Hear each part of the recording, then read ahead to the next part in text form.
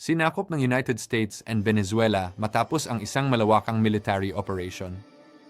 Inihayag ni Pangulong Donald Trump ng United States na matagumpay na naaresto ang Pangulong Nicolas Maduro ng Venezuela at ang kanyang asawa, Cecilia Flores.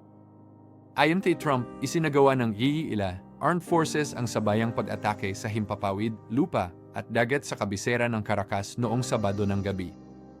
Hindi nakapalad ang puwersang military ng Venezuela at maging ang mga kaalyadong China at Russia na hindi agad nakapaglabas ng opisyal na pahayag.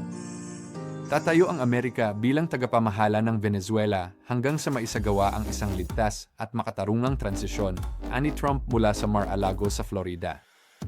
Dagdag pa niya, walang nasawi o nasugatan sa panig ng IILA at tuluyang napasuko ang mga unit ng militar na tapat kay Maduro.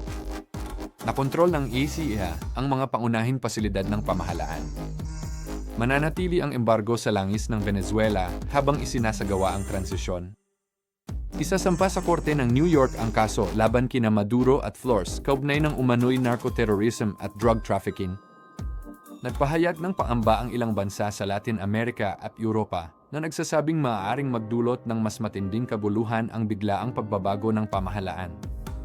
Samantala, idiniit ni Trump na mas ligtas na ang Amerika at ang buong kanlurang hemisperyo matapos ang operasyon.